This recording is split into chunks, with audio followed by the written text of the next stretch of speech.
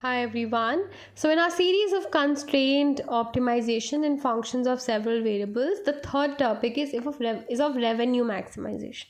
So the question is, a monopolist has the following demand functions. You may write the question when I speak. A monopolist has the following demand functions in two markets denoted by X and Y. So X is equal to 72 minus 0.5 px and Y is equal to 120 minus py. Next, cost function for that monopolist. So it's a combined cost function. Remember, it is price discrimination and not a two-plant monopoly. So in price discrimination, you have one common cost function but two different demand functions for two different markets. So C equals to x square plus xy plus y square plus 35. That is your cost function. And you've also been given that maximum joint production is 40. That means the max you can produce as a monopolist is 40 units. That is, x plus y should be 40. That's a constraint imposed on you. Now you have to find out profit maximizing levels of output, price and profit. So what is your objective function? Objective function is to maximize the profits. Subject to what constraint? Constraint is on total joint production, that is 40. That is, x plus y should be 40. So now you've been given this demand function. You can further write it in terms of px as a function of x and py as a function of y. So that'll be simpler when I write my profit function. What is profit function? Pi xy equals to a revenue minus cost. Revenue is price into quantity. So that is pxx plus py into y minus c. Px is nothing but 72 minus x upon 0.5 into x, and py is 120 minus y, so that is multiplied by y, minus what is your cost?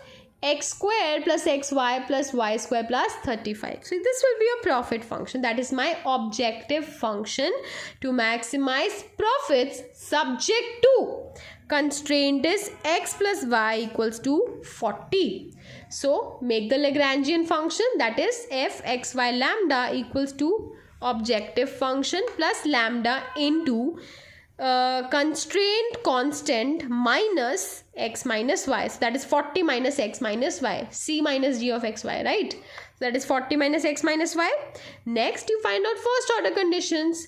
Find out f dash x, that will be 144 minus 6x minus y minus lambda equals to 0.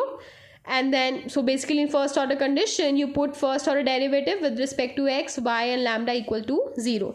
So I've done it over here, fairly simple to work this out. And using the two first order conditions, you find the relationship between x and y. You equate the lambdas and you get x equals to 24 plus 3y upon 5. You use this information to plug in third first order condition, that is f dash lambda equal to 0. So I'll substitute x is equal to 24 plus 3y upon 5 to arrive at y equals to 22.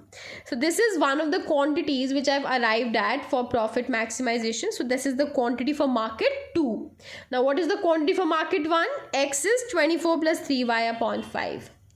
So x is 24 plus 3y upon 5. This will come out to be 18.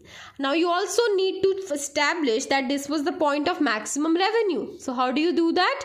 You use the second order condition, and second order condition necessitates to make a bordered Hessian matrix and prove that this determinant is greater than 0 for a maximum. So I'll find out 0. This is gx and gy. What was your constraint? Your constraint was x plus y equals to 40. So g of x is nothing but 1. G of y is also 1. So your border becomes 0, 1, 1 and 0, 1, 1.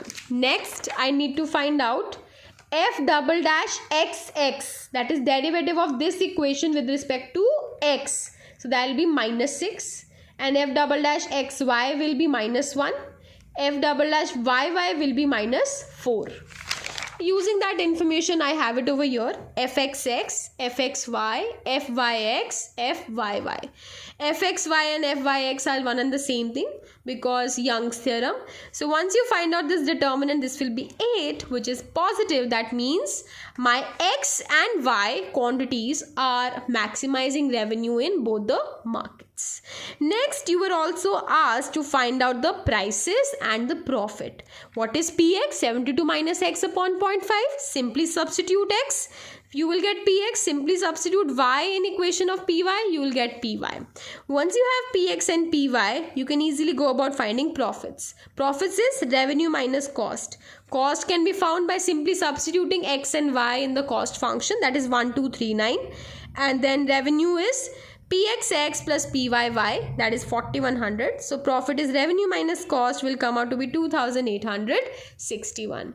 So this was another problem in the series of economic applications which revolved around maximizing revenue, where a monopolist operates in two different markets.